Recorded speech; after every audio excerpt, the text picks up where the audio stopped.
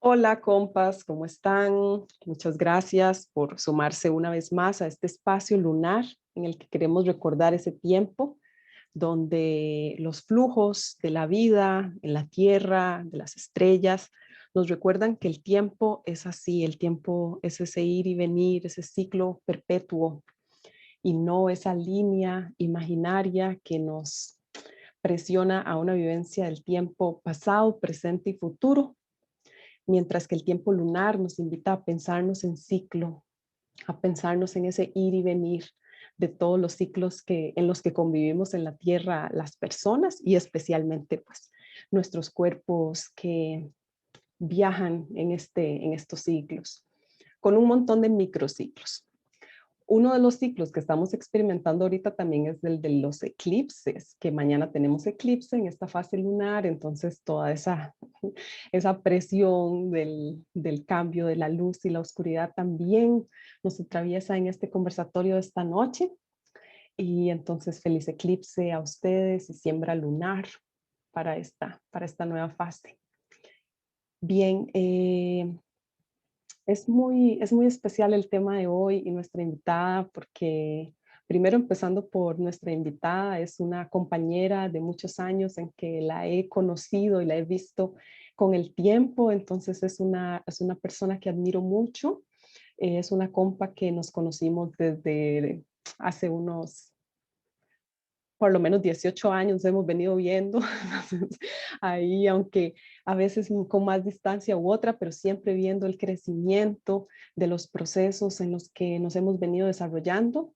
Y entonces Mari, nos conocimos en la faceta de la universidad en el marco de la misma profesión, somos colegas de trabajo social, una profesión que amamos por esa posibilidad que nos permite de entrar en contacto con la realidad y estar ahí siempre en la presencia, en los distintos procesos en los que se trabaja en trabajo social y también siempre desde la crítica y las transformaciones desde lo posible de hacer. O sea, para mí, Maricruz es una mujer sumamente inquieta, que no la puedo tener fija en un lugarcito, sino que Mari es muy dinámica y esa es la impresión que siempre he tenido de Maricruz, la posibilidad, la potencialidad de dar el salto. No sé, siempre es como una persona que inspira mucho en esto, en asumir, en transformar, en la coherencia, en la crítica y en el no estar quieta, como les digo. Entonces, esas inquietudes también son sus pasiones y una de sus pasiones es el tema con niñez, con niñas, con adolescentes, con jóvenes,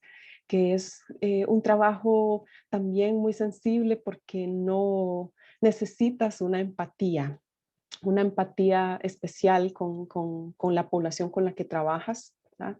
No somos, no siempre podemos trabajar con todas las personas.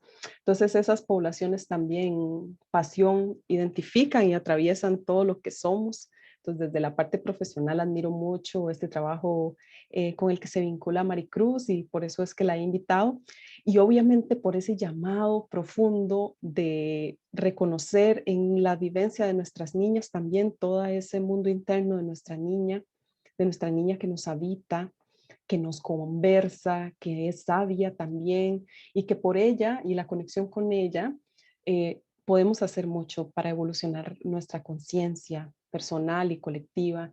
Entonces es un tema que va de, como vamos a ver con Maricruz, de lo estructural a lo más puntual. Y entonces, muchísimas gracias por este espacio, Maricruz, por permitirte estar acá hoy, por compartirnos y gracias a todas las personas que nos acompañan. Ojalá hagamos un rico diálogo para profundizar esta noche. Gracias, Mari, y quedamos contigo. Gracias, Laura. Bueno, buenas noches a las compas que se están uniendo. Eh, y también, Laura me decía, esto va a quedar grabado, entonces un saludo para las personas que nos van a ver después. Ojalá que sí, que esto resuene en muchos lugares.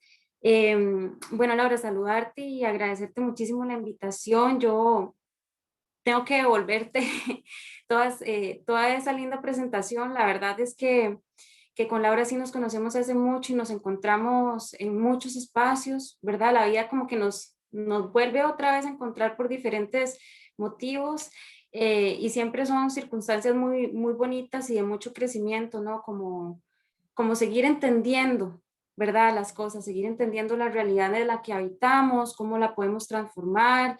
Entonces, cuando Lau me invita a este espacio, pues yo me siento más que solamente muy honrada, la verdad muy honrada de poder, pues que me consideres para participar como en estos diálogos y de poder compartir un poquito de lo que yo he aprendido. Entonces, bueno, la verdad que muchas, muchas gracias y la verdad, muchas gracias a las chicas que se están dando la oportunidad de participar también hoy.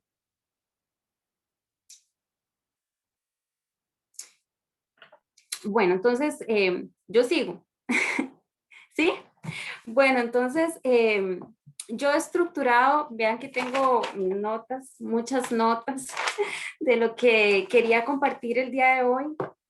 La verdad es que tengo mucha información, como dice Laura, yo creo que me gustaría situarles un poco de la experiencia que yo tengo. Yo, como dice Laura, soy trabajadora social y tengo el privilegio de trabajar desde hace muchísimos años en una organización que trabaja con niñez. Trabajo en una organización que se encarga de promover el cuidado y la protección de niños y niñas. Y entonces en esta experiencia que para mí ha sido muy transformadora porque he tenido la posibilidad de conocer realidades que la gente de pronto las vive, pero a nivel estructural, conocerla de tan de cerca, la vivencia de tantas niñas en todo el continente, pues la verdad es que a mí me ha sensibilizado muchísimo, me ha transformado y también yo siento que es algo que yo tengo que compartir. Entonces, siempre que tengo la oportunidad de hablar sobre la situación de las niñas, me parece que es necesario, ¿no? Yo me siento muy privilegiada por servir, porque tengo la oportunidad de servir a una población muy importante, pero también pues por esa posibilidad de conocer a tantas niñas que me han transformado. Entonces, yo quisiera como empezar situando la conversación desde una perspectiva estructural, ¿no? Cuando hablamos de la situación de las niñas, tenemos que hablar de la situación de las infancias.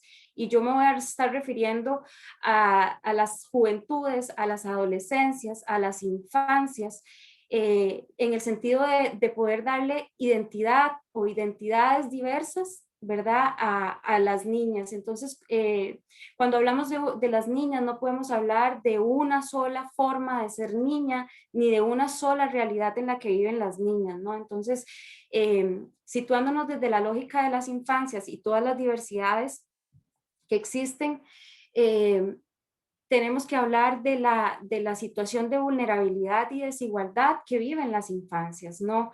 Estando en una sociedad patriarcal, en una sociedad adultocéntrica, basada en un sistema de opresiones, pues entonces las infancias están ahí, en el último casi que lugar de todas estas lógicas de opresión, ¿no? Y en ese último lugar, ¿verdad?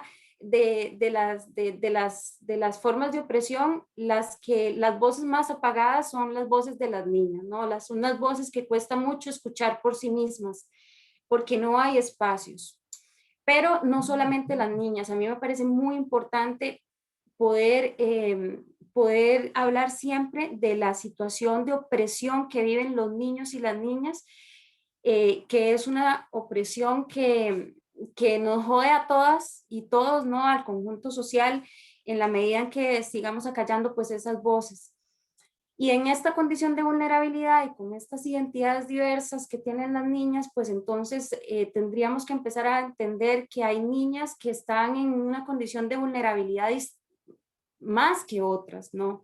Y son esas niñas que son de comunidades rurales, ¿no? Niñas con discapacidad, niñas indígenas, niñas que están en una condición de pobreza extrema, todas estas situaciones que vivencian las niñas, las sitúan en una situación de una gran vulnerabilidad. una población muy particular, y yo no me voy a referir a ella en todo este espacio, pero me parece muy importante poder hablar de esta situación, es la vulnerabilidad que viven las niñas en el cuidado institucional, que es la realidad en la que yo estoy trabajando, ¿no? Eh, la realidad de las niñas que se encuentran en los sistemas de protección, que son separadas de sus familias, y realmente ahí que la condición de vulnerabilidad se agudiza, ¿no? En el cuidado institucional. Las experiencias de violencia a las que se está enfrentando las niñas, todas se ven sumamente marcadas o exacerbadas cuando las niñas son separadas de sus familias, cuando las niñas pierden las redes de apoyo. Por eso las redes de apoyo y las redes familiares son fundamentales para poder generar esas transformaciones. Yo, pasando como de esta lógica en la que las niñas, ¿no? Y las infancias se encuentran en esta situación de vulnerabilidad, hablar a mí me parece necesario de que las niñas están viviendo situaciones extremas, ¿no? Y hay muchas situaciones de vulnerabilidad que se asocian a su condición de género. Y yo no quisiera entrar en una cuestión súper académica o muy técnica, voy a referirme un poco también como a las vivencias, pero también es importante dar datos, porque los datos que son muy duros no te dejan mentir, ¿no? Cuando nosotros hablamos, por ejemplo, de que entre el 80 y el 85% de las víctimas de abuso sexual son niñas, y que esta violencia se genera en un 90% en los entornos familiares, entonces estamos reconociendo un problema en una amplia dimensión, en una dimensión estructural. Entonces no estamos hablando de un caso aislado, de una situación que le pasó a alguien, a un vecino, a un primo, sino que es una situación que es sistémica, ¿no? Una situación que las niñas están viviendo en sus casas, y es aquí donde me parece importante empezar a revelar cuáles son estas violencias a las que se encuentran expuestas las niñas y por qué tenemos que liberarlas de estas violencias y qué podemos hacer nosotros y nosotras para liberarlas de todas estas violencias. En primer lugar, creo que es importantísimo mencionar que una de cada 4 niñas que están en su hogar, ¿no? Se han visto expuestas a una situación de violencia, ¿no? En la que han cohabitado o que comparten el espacio, ya sea con un abusador, con un agresor, con una persona dentro de su propia casa, que en la mayoría de los casos se convierte en su papá, su tío, su hermano, su primo. Y es sumamente doloroso enfrentar esta realidad, decir que realmente las niñas en el lugar en el que están más desprotegidas es su hogar, pero esa es una realidad. Entonces, seguir ocultando, ¿no? Esta situación tan violenta y tan cruel que genera tantos traumas complejísimos que se instalan en el sistema nervioso central de estas niñas, ¿no? Y los efectos que esto causa en su vida presente, pero en su vida futura, y la cadena de daños que se generan a través del abuso y el maltrato que se genera en la familia y en el hogar, es algo de lo que la gente no quiere hablar, es algo que nos duele muchísimo, hay muchísimo silencio. Datos de UNICEF del 2016, los datos cuesta mucho actualizarlos, ¿no? Porque son datos, cada país tiene sus formas de registro y es muy difícil tener, digamos, datos actualizados, pero datos de una investigación regional de UNICEF para el 2016 decían que había en América Latina 1 millón de niñas que había experimentado una situación de abuso dentro de su familia. Entonces es un dato abrumador si nosotros nos ponemos a pensar que estas niñas son las que logran hablar o las que logran denunciar, pero hay una cantidad de niñas que no pueden hablar, que están silenciadas o incluso que nunca llegan a hablar. Mujeres que tardan años en poder revelar situaciones de abuso o lamentablemente nunca las pueden revelar. Entonces, esta cadena de vulnerabilidad o de violencia se traslada, ¿no? Y por eso yo siempre hago una pausa sobre el tema del abuso sexual, porque creo que tenemos que convertirnos, y ya esto es un problema que la sociedad no puede seguir eludiendo, ¿no? Porque es una opresión constante sobre el cuerpo de las mujeres desde las niñas, desde que nacen, ¿no? Está el control sobre su cuerpo, especialmente sobre su sexualidad. Entonces, la necesidad de hablarles a las niñas de que esto está pasando, de que es un riesgo, las politiza. Y nosotros necesitamos que las niñas se encuentren politizadas para poder enfrentar las situaciones de desigualdad que tienen que vivir. Porque si no, seguimos normalizando que haya violencia en las familias, que se siga poniendo, por ejemplo, el cuidado y las labores domésticas como parte de la crianza intrínseca de las mujeres. Y eso es otro elemento que se encuentra en la crianza y en el arraigo familiar, que a mí me interesa mucho, digamos, conversar o compartir.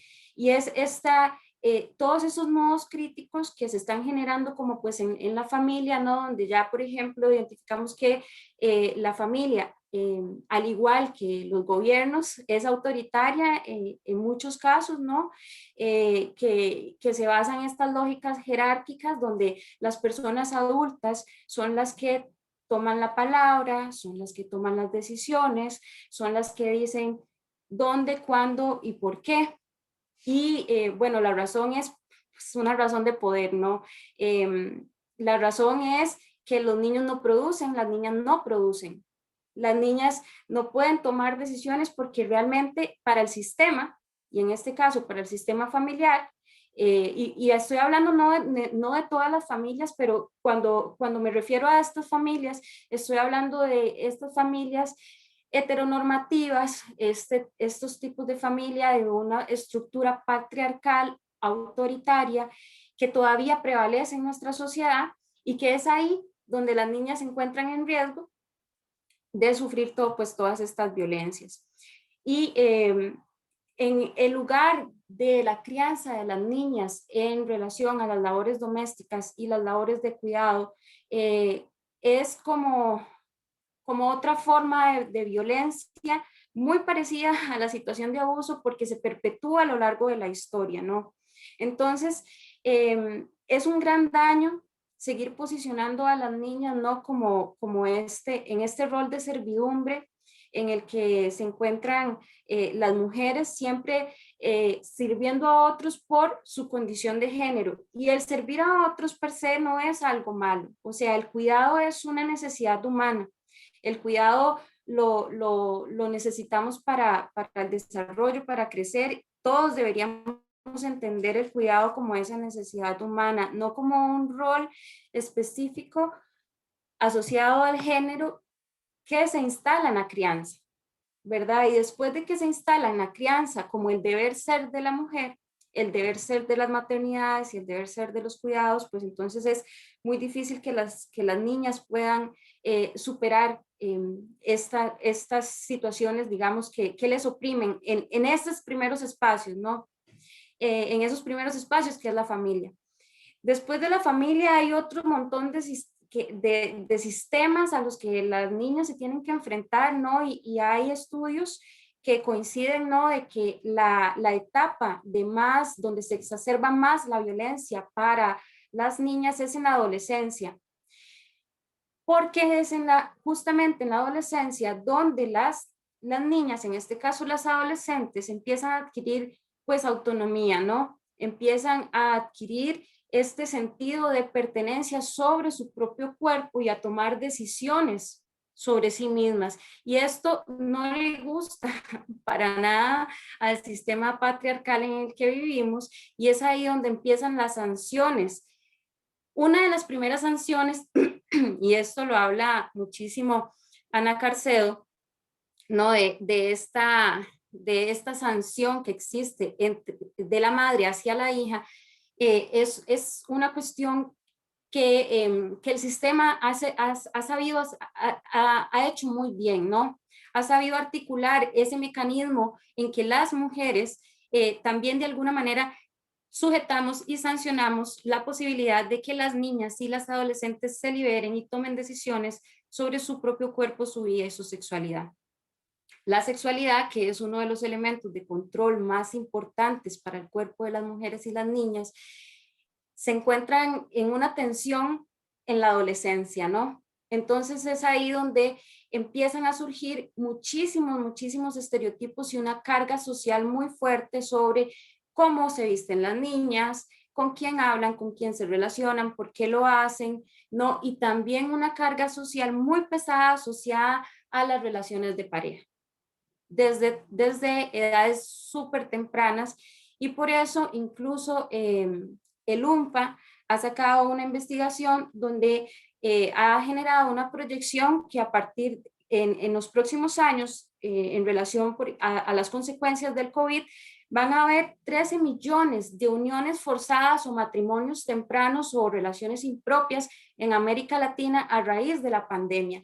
Estamos hablando de 13 millones de niñas que van a estar forzadas a relaciones de pareja, truncando sus proyectos de vida, sus posibilidades de desarrollo, porque están encerradas cohabitando con una persona que es mayor, que toma sus decisiones, sobre las que ellas no tienen pues soberanía económica, no tienen autonomía. Entonces, el tema del embarazo adolescente y las uniones tempranas también es una situación que tendríamos que ver desde la perspectiva, ¿no? de incluso muchas veces de trata de personas, ¿no? Muchas niñas y adolescentes que están viviendo en situaciones de uniones tempranas, podríamos pensar que se encuentran en situaciones de trata por las formas en las que se articulan este tipo de relaciones. Luego de que se establecen este tipo de relaciones impropias, que así están establecidas en nuestra legislación, que es importante que la gente lo sepa, que es un delito y que denuncie cuando tenga la posibilidad de hacerlo, evitando que se llegue al embarazo adolescente. Y voy a hablar del embarazo adolescente porque es el que está registrado, porque los sistemas son tan violentos que ni siquiera existe un registro sobre el embarazo en niñas. Y el embarazo en niñas existe y es muchísimo, es súper alto y obedece todo embarazo en una niña menor de 12 años, obedece a una situación de abuso sexual. Entonces, los sistemas no están registrando esto, no tenemos esa data para poder analizarla.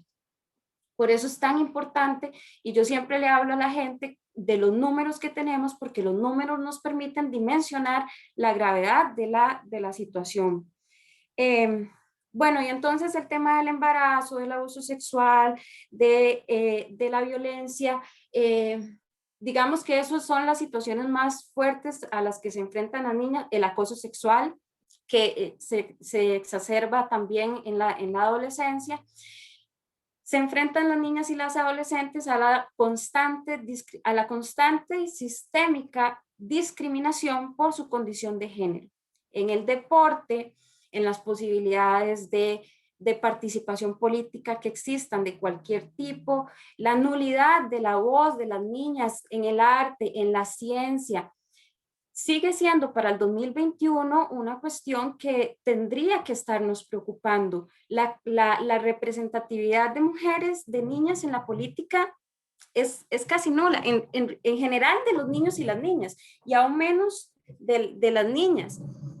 Y esto es una situación, yo uso una experiencia personal para ejemplificar cómo esto se vive en la vida cotidiana. Yo tengo la fortuna de tener 3 hijas, que una es mía de mi vientre y otras 2 son hijas de mi corazón. Y entonces, 2 de ellas, bueno, siempre cuento porque es que en realidad es muy revelador, ¿no? fueron a la escuela, ¿no? Y tienen estas elecciones de clase donde se elige la junta directiva de la clase, ¿no? El presidente, secretario y tal. La mayoría de la población de su clase son niñas, son alrededor como de 20, 30 niñas y 10 niños. Y no quedó una sola niña en un puesto de representatividad, ni una en un puesto de representatividad. Esto es muy evidente de cómo el sistema, de alguna manera, ¿verdad? Desde esas situaciones tan cotidianas, y podrían pensarse que inocuas o inofensivas, ya se está gestando esa discriminación hacia las mujeres. Y esto no lo evidencia yo, lo evidenciaron las propias niñas, las chicas, ¿no? Y sus compañeras, y dijeron, algo pasa aquí, esto no es lógico, ¿verdad? ¿Cómo no vamos a ver ni una de nosotras representando si somos la mayoría? Pues es una cosa que se hace lógico, ¿no? Y ellas fueron a enfrentar a la profesora, a decir que esto era injusto, y la verdad es que hasta la fecha nunca tuvieron una respuesta, y eso queda, o sea, eso te marca, ¿no? Y eso te asigna un lugar en la vida, te genera un aprendizaje. Y si no tenés un espacio contenedor y transformador que te devuelva en crítica y transformación esa experiencia que se las cuento muy cotidianamente, pero que generó mucha frustración, que generó mucho llanto, y que es injusto a todas luces, ¿no? Por eso digo que no, que entre comillas, que es inofensiva. No, pues no es inofensiva, porque cuando estamos hablando de las niñas, no podemos pensar solamente en la perspectiva futura, que sí, que obviamente tenemos que pensar en una perspectiva futura, pero las niñas están siendo hoy. Las niñas están siendo hoy y están teniendo este tipo de experiencias de discriminación, y desde esa experiencia en la infancia en la que les dicen, ay, bueno, pero eso no es nada, ¿verdad? Ah, no, pero pues es solamente la junta directiva de la clase, te están señalando que sos exagerada cuando reconoces una situación de desigualdad. Entonces, cuando las niñas empiezan a reconocer situaciones de desigualdad y a transgredir esos mandatos sociales sobre lo que deberían ser las niñas, por ejemplo, servir, ¿verdad? Y las niñas preguntan mucho, pero ¿por qué yo tengo que servirle a mi hermano? ¿Por qué yo tengo que servir la mesa? ¿O por qué yo tengo que tener este tipo de relaciones y mi hermano no? Y la respuesta no es más que una respuesta autoritaria y patriarcal, porque pues su hermano es hombre y usted es mujer. Entonces, desde ese lugar donde las niñas no están siendo o no están pudiendo ser en libertad, es muy difícil poder escuchar las demandas que ellas tienen. Y eso nos pone en un alto riesgo, ¿no? De seguir interpretando nosotros desde los espacios de adultez, tanto en la familia como en las escuelas, las iglesias y las otras estructuras comunitarias donde las niñas estén articulando, que no estemos escuchando sus voces y no están representadas en los espacios de toma de decisiones para el deporte, para la recreación, para el arte, para la ciencia, para la política, porque todas esas esferas de la vida se están desarrollando y están siendo sin las niñas. Entonces, tal vez, Lau, pues todavía tengo algunas cosas acá, pero no sé si vos tenés alguna pregunta, o si algunas de las chicas que nos están acompañando tienen alguna inquietud. Gracias, Mari. Bueno, yo estoy con bastantes cositas aquí masticando que me gustaría compartir, pero levanta la mano una persona que vamos. Mariela, por favor, Mariela, te escuchamos.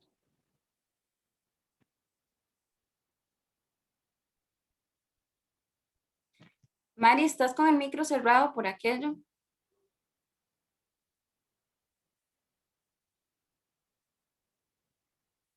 Ah, Hace una pregunta al chat. Mariela dice, lo de sí, 13 millones de niñas, ajá, es sí. en matrimonios. Es de matrimonios forzados, uniones tempranas, noviazgos, cohabitaciones, es el establecimiento de relaciones de pareja impropias en la legislación costarricense. Ujú. Bien, bueno, a mí me sorprende montones a pesar de que tengo cierta familiaridad, pero sí, como decías ahorita, ver los datos en duro dan una realidad, dimensionar esa realidad y es dolorosa, es bastante dolorosa. Yo creo que es parte de lo que tenemos que reconocer, la herida de todas estas lógicas y me resuena mucho especialmente el tema de callar, escuchar porque precisamente, ¿verdad? Cuando no queremos callar, entonces es destapar toda esa herida, que es una herida generacional, que es una herida, ¿verdad? Que tiene un montón de dimensiones y que recae esa herida sobre el cuerpo de las mujeres.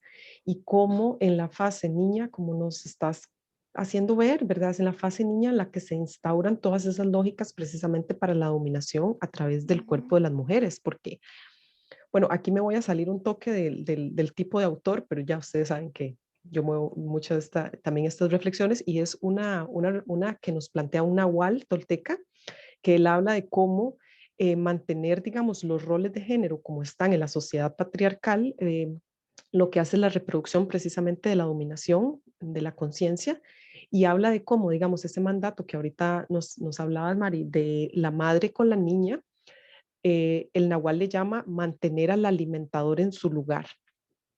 Es decir, es educar a la niña para que sea la alimentadora, la proveedora, la que está ahí, la que cuida, la que mantener ese lugar. Entonces, si tú tienes al alimentador en su lugar, por así decirlo, y esto lo energéticamente, entonces el rol masculino tiene el ejercicio de, digamos, tanto de mantener ese lugar, pero de alimentarse.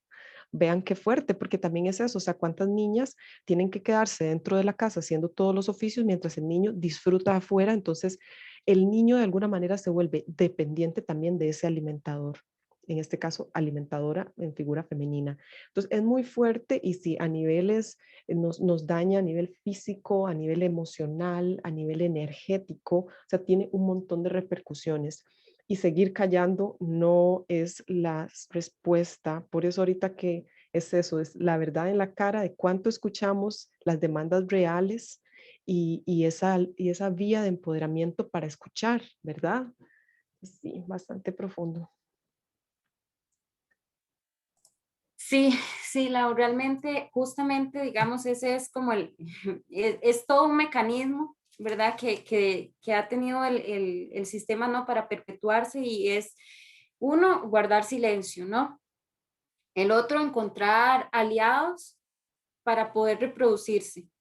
Y por eso es muy difícil cuando las niñas hablan. Yo he tenido la oportunidad de conocer demasiadas niñas por el trabajo con el que he tenido la fortuna de tener en los últimos 10 años y es impresionante la fuerza. Por eso yo hablo del poder de transformación que tienen las niñas, porque cuando yo conozco la historia de vida de una niña que ha sido abusada, que ha vivido una serie de maltratos que no pensaría uno que puedan existir en una vida de 10 años, y aún así encontrás a una persona capaz de crecer, de reírse, de tener ganas de vivir, de encontrar formas, eso es impresionante, es una fuerza intrínseca, ¿no? Que existe en el poder de las niñas cuando hablan y son escuchadas, porque ese es el elemento, digamos, que yo creo que es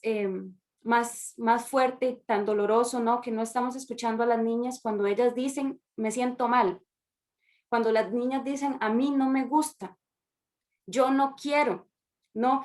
Y el mandato, insisto con el tema de los mandatos, ¿no? El mandato de la obediencia es una es una narrativa muy perseguida en América Latina para las mujeres, ¿no? El mandato de la obediencia, del silencio, de la servidumbre, ¿verdad? De la calma, todo lo que tenga que ver con la indignación, con la rabia, con la expresión, con el liderazgo, eso es todo muy sancionado para las niñas y por eso es tan doloroso cuando a las niñas no se les cree, Cuando a las niñas no se le cree que está sufriendo, es ahí donde empezamos nosotros como humanidad a generar como esas cadenas de dolor que arrastramos, porque realmente son generacionales, ¿verdad? O sea, ¿cómo podemos nosotros pedirle a una mujer que ha vivido experiencias de violencia y abuso desde su infancia, en su familia, en sus relaciones de pareja,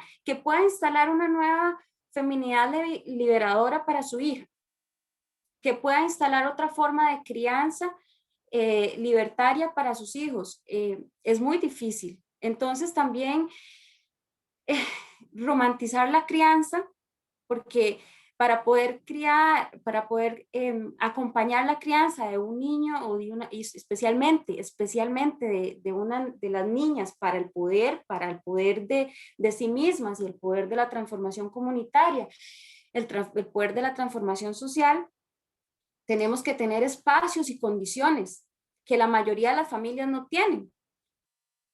Creo que uno que vos mencionas mucho, me parece muy importante, es como la conciencia, ¿no? ¿Verdad? Las familias lamentablemente no tienen esa conciencia porque están muy sujetas a otro tipo de estructuras, ¿verdad? Sociales, la familia, la escuela, el trabajo, ¿no? Son todas estructuras en los mecanismos que nos, ¿verdad? Que nos sostienen, y por eso es tan difícil de hablar. Mari pone en el chat que el tema de los matrimonios pasa mucho en Guana, y efectivamente son situaciones que se viven muchísimo en la ruralidad, ¿verdad? Donde también las experiencias de la vivencia, y por eso también el tema de las identidades es también muy necesario entender, porque no es lo mismo ser una niña en Guanacaste con una historia cultural, ¿verdad? Ancestral y una forma de vida y oportunidades, ¿verdad? Y sin oportunidades y un acompañamiento institucional, que es ahí donde también se tiene que hacer muy presente el Estado, eh, pues no puede, no tiene muchas oportunidades y formas de resistir esa violencia, ¿no? De uniones tempranas o de resistir embarazos forzados, ¿verdad? Porque hay que hablar de los embarazos forzados, porque muchísimas niñas están trayendo al mundo hijos producto de embarazos forzados. Entonces, es ahí donde esas cadenas de violencia se están perpetuando, ¿no?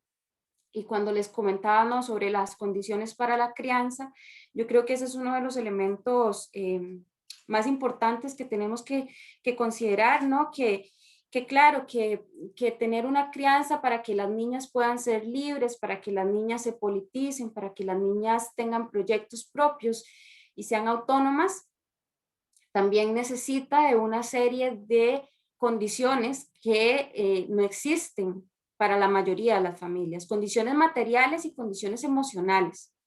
Y uno de estos elementos es como la ausencia de las paternidades también es un elemento que hace muchísimo daño en los entornos de las familias, fragiliza las posibilidades del cuidado.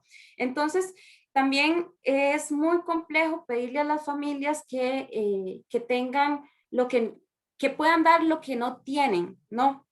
Que una mujer ¿cómo le pedimos a una mujer que está haciendo trabajo doméstico y que está haciendo trabajo fuera de casa, ¿no? Que además tiene la crianza y el acompañamiento, digamos, de los hijos de manera solitaria, que además genere una crianza para su hija que sea autónoma, que sea reivindicativa, que se integre a la ciencia, al fútbol? Realmente es sumamente complejo, por eso es que la crianza tiene que ser acompañada de manera colectiva para poder sostener proyectos de vida para las niñas y con conciencia de género.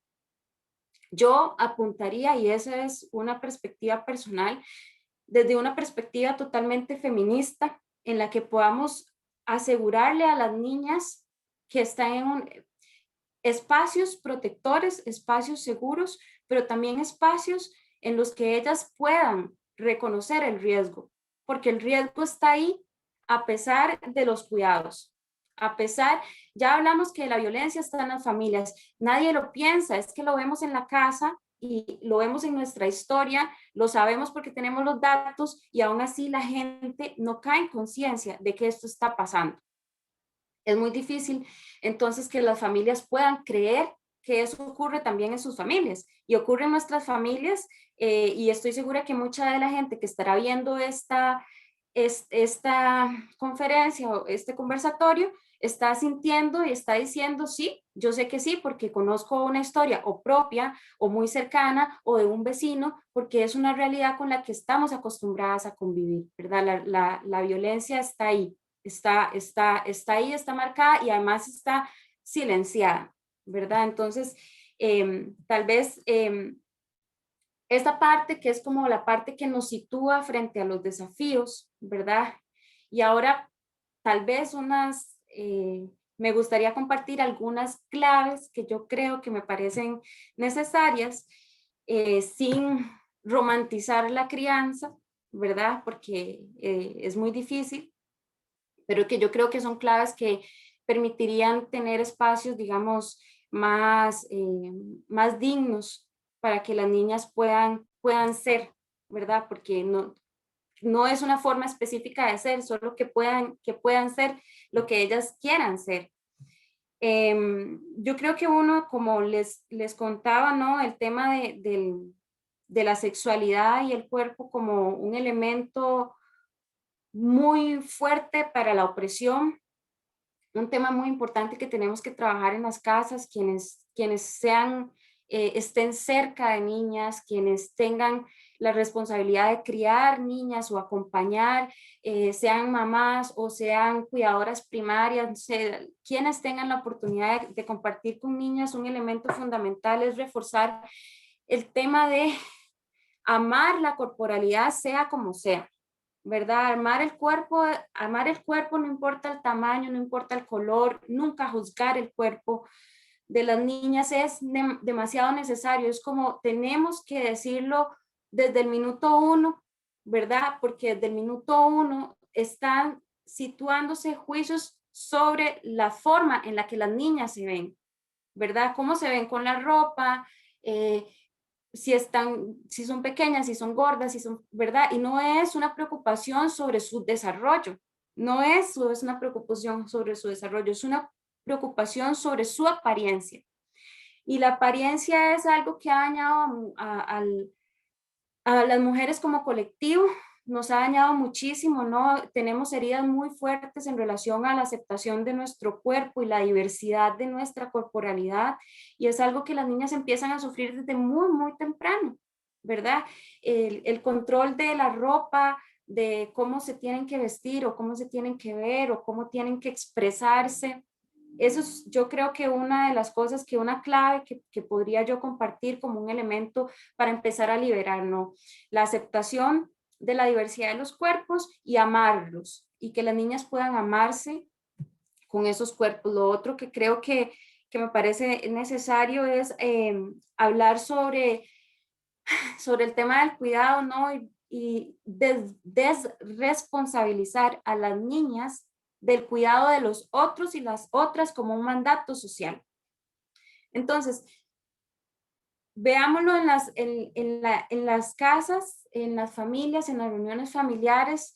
Quienes están en la cocina, la mayoría de las veces quienes están en los espacios de servidumbre siempre son las mujeres, y las niñas están viendo eso, ¿verdad? Y ese aprendizaje social es muy fuerte. Entonces, tenemos que ver la forma en la que podamos compartir las responsabilidades del cuidado como una responsabilidad colectiva desde el amor, ¿no? Y no desde el sacrificio, porque el sacrificio es con dolor, el sacrificio es como con resignación y que ya no tengo de otro y voy a darlo con el sufrimiento. En realidad, el cuidado tiene que venir desde el deseo y desde el amor, ¿verdad? Y esa es la forma en la que deberían las niñas situarse sobre el cuidado de las otras personas, de las plantas, de los animales, del ambiente, el cuidado, no por una condición de género, sino por una condición de humanidad, y reconocer cuando hay sobre ellas un mandato social que las está obligando al cuidado, y esto pasa mucho en las escuelas, ¿verdad? También pasa mucho en las iglesias, ¿verdad? Las niñas siempre situándose en los espacios de cocina, en los espacios de limpieza, entonces que ellas también puedan reclamarlo. Por eso es que es muy fuerte tener una crianza feminista, porque las niñas tienen que pelear, tenemos que hacer que las niñas puedan ser guerreras para que puedan ellas ser libres después. Y que no es fácil, pero yo honestamente siendo madre, prefiero que mi hija sea una guerrera a que tenga que vivir bajo la opresión, porque lamentablemente son los dos caminos que tenemos como mujeres, no un camino de liberación, que es un camino de mucha fuerza y de mucha lucha y que nos tenemos que acompañar. Y por eso es otra de las claves que yo creo que es muy importante, sembrar la semilla de la amistad entre mujeres, con sus primas, con sus amigas, con sus hermanas, estrechar esos lazos para que ellas puedan ser ese tejido que se pueda sostener, ¿verdad? Porque de otra manera, cuando las niñas están solas, no pueden hablar, no son escuchadas, no se pueden contener. Y las niñas, al igual que nosotras, necesitan contención. Y las amistades son demasiado importantes en la infancia y en la adolescencia. Ellas también tienen esos vínculos, no solo los vínculos familiares, porque tendemos a creer que los niños y las niñas solo hacen vínculos familiares, pero ellos tienen grandes redes sociales. Y bueno, lo demás que se puede hacer, ¿no? Como bailar, cantar, pintar, crear, que es una de las cosas más difíciles porque requiere tiempo, requiere atención, pero las niñas también lo hacen, ¿verdad? Y yo tengo, cuando hablábamos como de experiencias, yo tengo como muchas experiencias que compartir, ¿verdad? Pero de muchas chicas, de niñas que yo admiro, que yo digo, wow, qué impresionante estas chicas, qué fuerza, pero hay que también aprender a admirar como esta resiliencia cotidiana, ¿verdad? De las niñas que resisten todos los días, ¿verdad? Son niñas sobrevivientes, niñas que se sobreponen al dolor, a la depresión, ¿verdad? A los mandatos. Entonces yo creo que hay muchos proyectos como que admirar, pero yo creo que hay que celebrar también las pequeñas victorias que tienen las niñas en la vida cotidiana, porque el ser niña es difícil, es muy difícil. No sé, Lau, no sé cómo estamos de tiempo. Yo te dije que yo hablaba mucho, perdón. No, Mari, gracias. Estamos súper bien, pero no sé si en este momento a alguien le gustaría, a las personas que nos acompañan, le gustaría compartirse. Recuerden que acá no solamente es lo que pensamos, sino también lo que sentimos, lo que nos mueve emocionalmente, porque desde aquí también, pues participamos. Entonces, si a alguna le gustaría, bienvenida.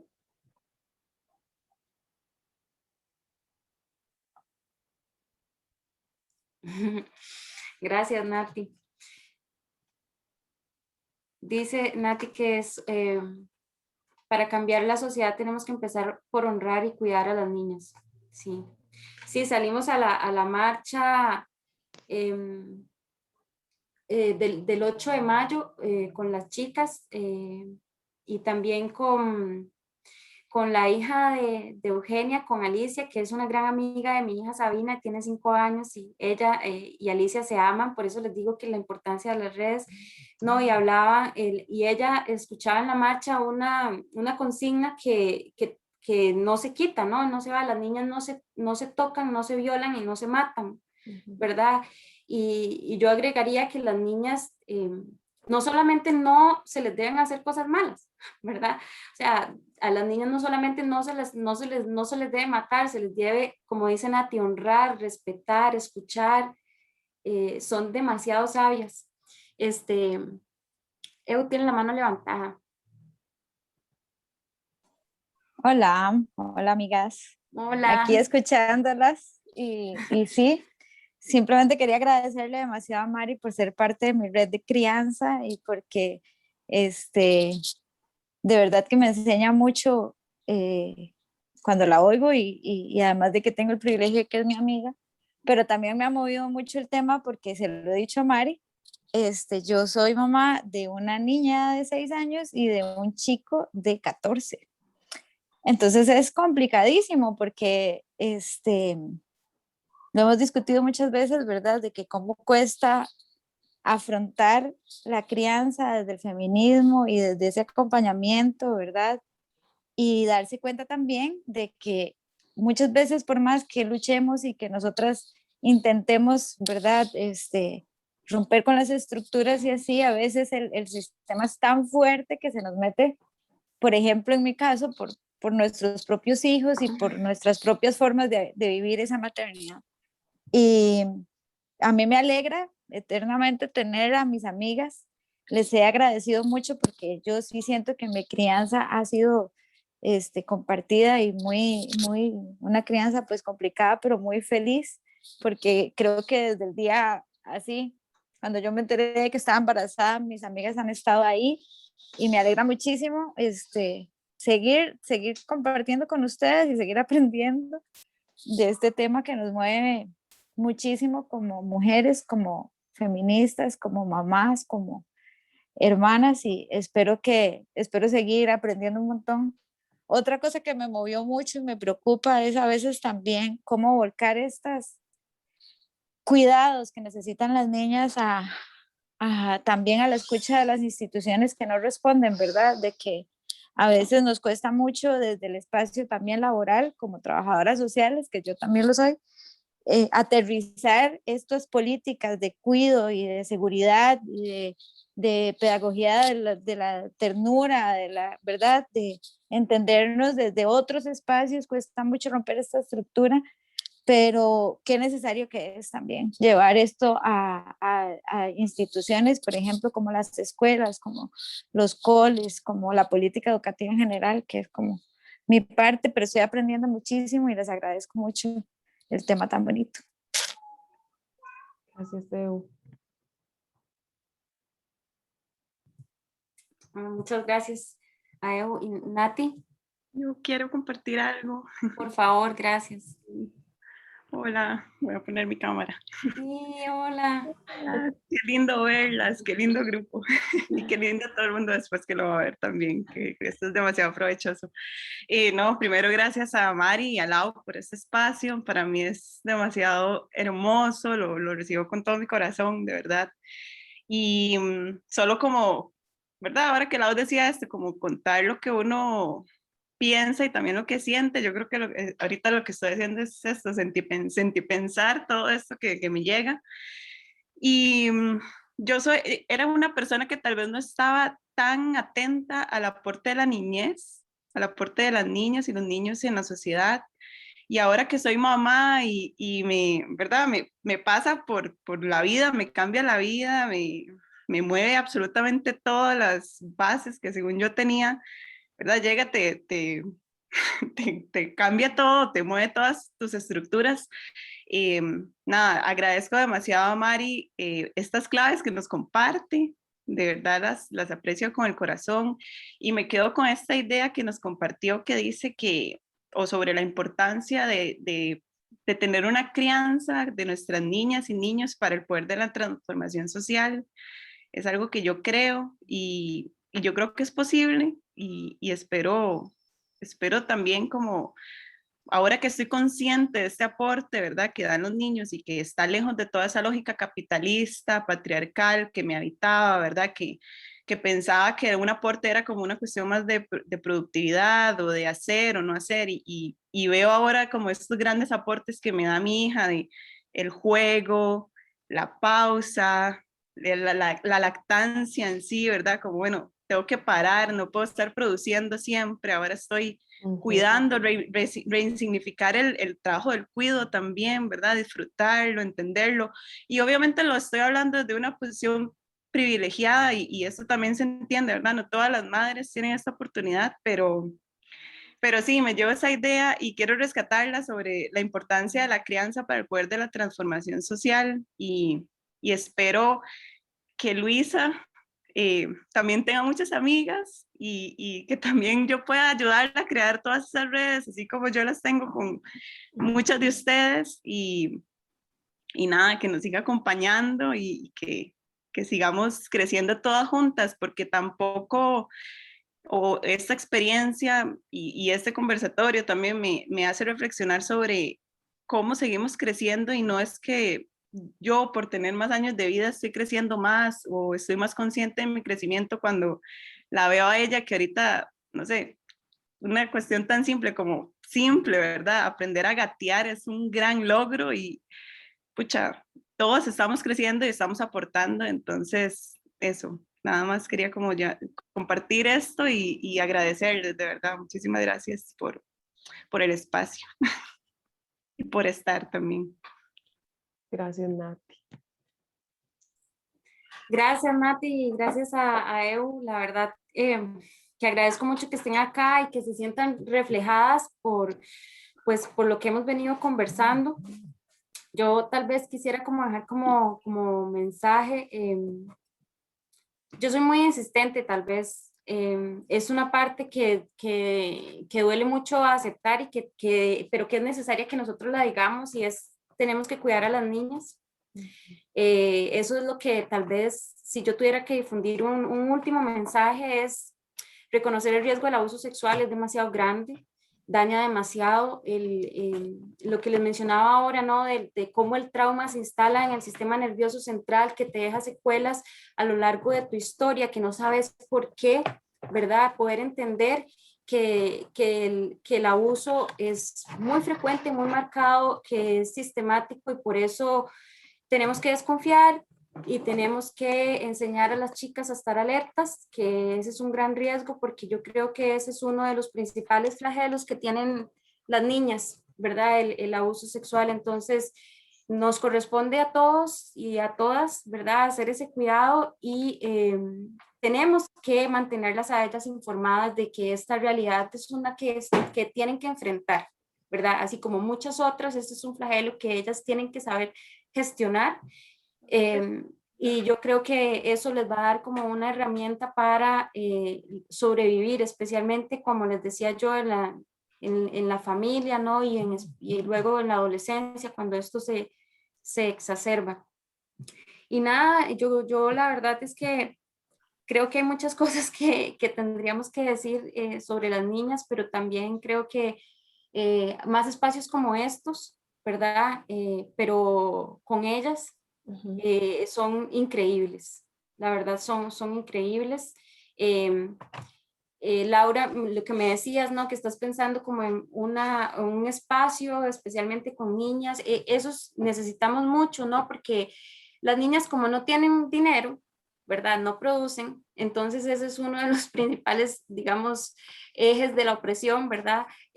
Porque no pueden decidir sobre esos espacios, entonces tenemos que crear los espacios para ellas y para ellos. No como en esta vía de dar, sino como en esta vía de construcción, porque como decía Nati, el aporte, reconocer el aporte que tienen los niños y las niñas, y especialmente las niñas, desde una sensibilidad y una resistencia, es muy importante, ¿no? Es un aporte que es muy sanador. Yo creo que es como lo más lógico que nosotros pudiéramos ver, es como cuando nosotros vemos una planta crecer, los cuidados que requiere una planta para poder crecer sana, ¿verdad? Es muy parecido a lo que requiere un niño o una niña, ¿no? Y sabe, mi hija que tiene 5 años, que es una niña muy sabia, me decía que si yo sabía por qué la planta que teníamos allá afuera era tan linda, y entonces le digo, pues, no sé, por la luz, por el agua, me dice, no, porque le das amor, y los niños necesitan amor. Ese tipo de aportes que son desde una filosofía súper existencial, así, súper básica, que nos hemos olvidado, es lo que tenemos que nosotros reconocer y conectar con esa niña interna, lo que vos decías al inicio de este conversatorio, ¿no? Tenemos unas niñas internas que tenemos que acompañar, tenemos que comprender y que tenemos que también sanar, porque de estos riesgos que yo les mencionaba, del abuso en la familia, de la discriminación, de todas las veces que sentimos miedo y nos sentimos heridas, muchas de esas veces que nos hemos sentido heridas y hemos tenido miedo, fue porque éramos niñas, porque nos situó la sociedad en una condición de muchísima vulnerabilidad. Entonces, tenemos que sanar a esas niñas para poder acompañar a las niñas que tenemos ahora. Ay, sí, qué sabio, Mari, eso. Vieran que a mí me gustaría conversar tres cositas, pero voy a empezar con la de la planta porque siento que es la señal. Hay una serie de mitologías donde se asocia la madre y la hija como una misma, solamente que en facetas diferentes. Entonces, la niña es la planta pequeña y la madre es la planta grande. Entonces, se les ve en ese proceso de unidad. Entonces, por ejemplo, Demeter y Perséfone en Grecia son esto. Claro, cuando decimos Demeter y Perséfone, y ahí voy a tratar el otro tema, que era el que nos compartías antes, tiene que ver con un tema de autoridad y para las compas que trabajamos en legado negado saben que este es un punto caliente, o sea, el tema es la autoridad de las mujeres detrás, o sea, la autoridad o no de una niña o de una mujer, ¿verdad? Porque vamos a lo mismo de la planta, o sea, es la misma planta, nada más que en una fase distinta. Y hoy me quedó muy claro más con este conversatorio. Entonces, por ejemplo, cuando hablabas de desresponsabilizar como uno de estos aportes que nos das desde la experiencia, ¿por qué es tan diferente servir desde la culpa, el mandato, la imposición, ¿verdad? Que servir desde la autoridad? Porque ahora hace poco estaba leyendo sobre uno de los últimos matriarcados que existen ahorita contemporáneamente y ellas atienden todo lo doméstico, todo lo del campo, o sea, ellas trabajan en todo, pero trabajan desde la autoridad. O sea, los hombres gravitan en torno a la organización que hacen las mujeres en toda dimensión, ¿verdad? Entonces, los roles en el hogar no tienen género, pero sí vinculan, ¿verdad? Con una cuestión ahí que si es por el servicio o mantener ese alimentador, como les decía ahorita, ¿verdad? Que eso es muy fuerte porque de ahí está atravesando nuestro cuerpo ese cumplir, permitir que se reproduzca el estatus de la violencia. Otro de los temas que quería hablar y que es un tema complejo y yo sé que no lo vamos a terminar hoy, simplemente que es algo que no quiero dejar tampoco por fuera, y es el tema de la erotización del cuerpo de las niñas, que yo sé que Mari también ha conversado de esto y que incluso podríamos dejar otro espacio de conversatorio solo para hablar de esto, porque en esa erotización del cuerpo de las niñas tenemos también una cuestión que es no solo en la dimensión de lo ético, sino de lo político, el tema de la naturalización pornográfica del abuso sexual.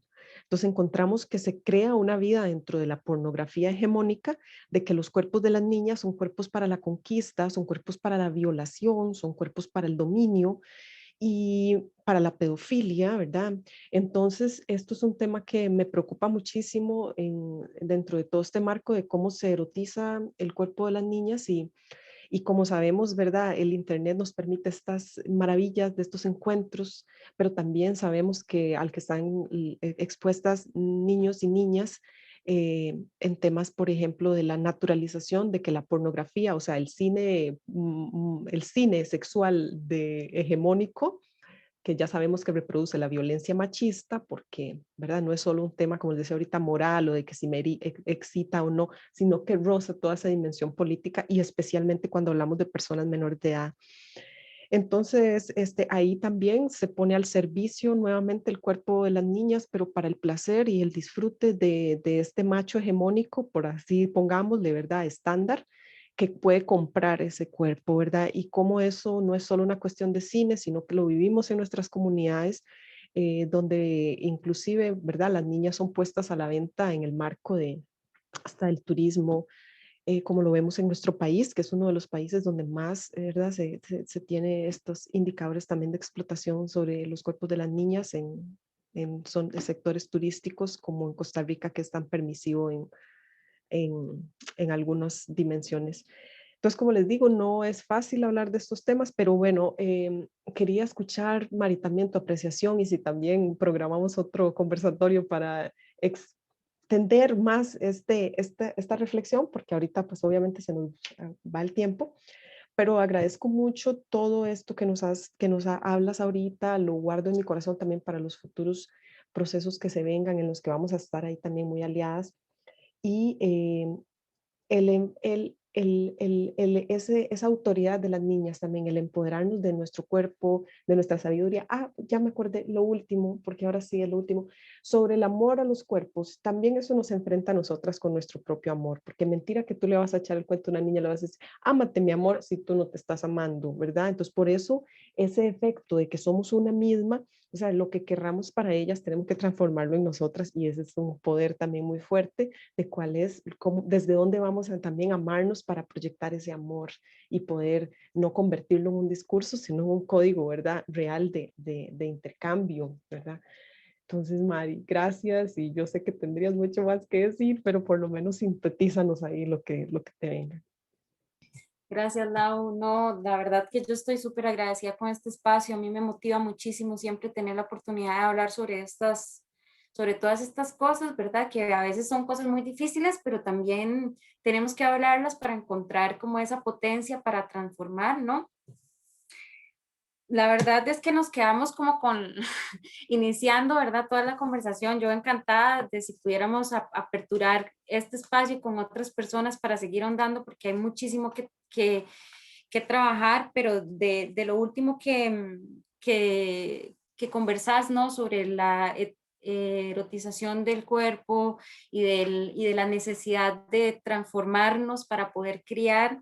Bueno, sobre lo primero es que definitivamente la maquinaria es muy grande, ¿no? Y que los estímulos sociales para poder llevar a la erotización y para que haya una confusión en torno al tema de la sexualidad y el empoderamiento es muy fuerte en, bueno, siempre, pero yo creo que la exposición del tema de las redes es un tema que tenemos que trabajar, prevenir, y por eso también hay muchas organizaciones de la sociedad civil que tienen que empezar a trabajar estos temas, porque hay de verdad, si ustedes el año pasado, si no sé si alguna de las que están acá o una de las personas que nos ve después tiene la oportunidad de seguir la página del Organismo de Investigación Judicial de Costa Rica, el OIJ tiene como estos anuncios de personas desaparecidas. Si ustedes se van a ver el histórico de personas desaparecidas, son niñas entre los 12 años y los 18 años, la mayoría de las niñas que están siendo desaparecidas. Algunas se encuentran y otras desaparecen de verdad, no se encuentran y las perdemos en las redes de trata, como bien vos planteas, ¿no? En estos espacios de tanta violencia, ¿no? Como es el comercio sexual. Entonces, yo creo que ahí apenas damos una pincelada sobre el tema de estos riesgos que tenemos que empezar a abordar, ¿no? Y el tema del trabajarse para poder ser como ese ejemplo, esa proyección. Yo quisiera como dejar la idea de que no solamente nos toca a nosotras como madres o como cuidadoras principales, porque yo quiero siempre poder instalar la idea de la crianza colectiva, ¿no? Como esa transformación social, ¿no? Como yo quisiera mucho que Sabi no solo pudiera ver que yo, digamos, estoy en un proceso de amar mi cuerpo, sino que ella pueda ir a otros espacios y encontrar ese mismo reflejo con su tía, con su mamá, con su hermana, con la vecina. Entonces, bueno, es un proceso de cambio, ¿verdad? Muy complicado que no solo nos implica a nosotras, por supuesto que nosotras está como, pues somos como el sostén principal, pero para que de verdad esa transformación que deseamos, que soñamos, que idealizamos, ¿verdad? Se haga, tiene que ser de manera conjunta, colectiva. Por eso yo tengo mucha esperanza, ¿verdad? A pesar de que la verdad soy una persona muy pesimista en relación a la realidad que estamos viviendo, ¿no? A la falta de empatía, a la indiferencia, todas estas cosas que estamos viviendo. La verdad es que el tema del trabajo con las niñas, verlas a ellas, cómo se potencian en la adversidad, ver a las niñas, ver en mi casa, en mi propia casa, la resiliencia de las niñas ante la pandemia y ante el bloqueo de todos los vínculos, verlas siempre felices y como buscando siempre, es como una gran enseñanza, ¿verdad? Entonces es una gran esperanza de que tenemos que seguir trabajando y escuchando y aprendiendo y dejando de ser adultocéntricas, que es parte también de lo que está instalado en nuestro ser, ¿verdad? Junto con el patriarcado y el capitalismo, pero estamos tratando de inventar otras formas, ¿verdad? Más solidarias. Entonces yo creo que, bueno, de mi parte por ahora, solamente este espacio cortito y de verdad muy agradecida por la oportunidad de hablar un poquito de las niñas, no en nombre de ellas, pero un poquito de lo que sé respecto a lo que enfrentan.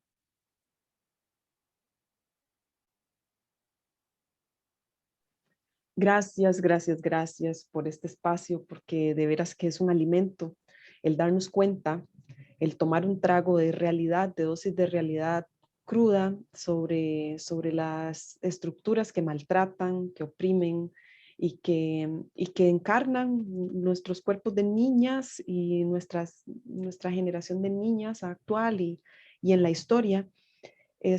Hay que deconstruirnos bastante y es parte del camino. Yo creo que esta es un aporte y ojalá podamos cultivarnos y cultivar más espacios en los que, como dice Mari, no hablar por ellas, pero sí interesarnos y sí profundizar y sí querer precisamente no callar, ¿verdad? Querer nosotras, nuestras niñas también y a nuestro alrededor ser quienes no queremos callar, quienes queremos darnos cuenta y aunque la herida duela, a afrontar, para así dar el salto y que la esperanza se construya desde ese salto. Entonces, inmensamente agradecida, Mari. Gracias, Lau. Lau, nada más para que si quieren ver algunas cosas y les interesa ver algunas cosas sobre niñas y proyectos de gente que está trabajando con niñas o niñas impresionantes, Sí, por favor. entonces no nos da tiempo de verlo acá, que les quería compartir, pero bueno, pero por favor sigan la página de Emma y yo, que es un proyecto sobre educación sexual integral, derechos sexuales y derechos reproductivos. Emma y yo es un trabajo de una ilustradora que es buenísima. Se la recomiendo para que busquen porque ahí van a encontrar muchísima información. Menstruando Ando es un proyecto de una niña que tiene 10 años que ella a través de Instagram cuenta cómo es la experiencia de ser una niña menstruante, ¿no? De su experiencia con el ciclo menstrual y es muy lindo ese aprendizaje que ella está compartiendo y la verdad es que todas estamos como en ese proceso de aprendizaje, así que les va a gustar. Luego hay un proyecto de una chica que se llama Mariana Reyes, de un proyecto que se llama ¿Y yo por qué no? Que es un proyecto de esta chica es impresionante, tiene 16 años y ha fundado una ONG mexicana que se encarga de trabajar todo el tema de empoderamiento de niñas, de un trabajo muy politizado. Entonces, esta chica, si la pueden seguir en las redes de ¿Y yo por qué no? Y dos recomendaciones más de Linda Lindas. Es un proyecto de música punk que realmente lo vi, no sé, hace como un par de semanas. Son unas chicas que no pasan de 14 años. Y es fascinante porque son súper claras musicalmente y también políticamente. Hablan sobre el tema de la discriminación, temas de género. Bueno, si tienen oportunidad de seguirlas. Y el último proyecto es un proyecto colombiano que se llama Poderosas, que también está en Instagram, que es un proyecto que trabajan con niñas en condición de vulnerabilidad y la verdad es un proyecto precioso porque también es muy pedagógico. Entonces, para que vayan y sigan esas redes, sigamos todos los proyectos que tienen que ver con niñas para seguir vinculadas y que nuestro corazón siga latiendo como el de las niñas. Gracias, Lau. Gracias, Mari. Qué buenas las recomendaciones. Yo me quedo muy emocionada, la verdad, muy motivada con el fueguito prendido, pese al dolor y la herida, como hablamos, pero ese espíritu de las niñas no nos abandona, como decías ahorita, ¿verdad? Esa fuerza, esa resiliencia, esa creatividad y estos proyectos fijos nos van también a inspirar a nosotras también. Gracias de todo Gracias. corazón, gracias Mari, que pasen un lindo tiempo, buena siembra lunar y que todo siga floreciendo para mejor, para la evolución de nuestras conciencias, de nuestras relaciones, de la transformación de nuestros silencios en manifestaciones de sanación y así todos los buenos deseos desde mi corazón. Gracias, así sea. Que estén muy Chaito, bien. gracias, buenas noches. Buenas noches.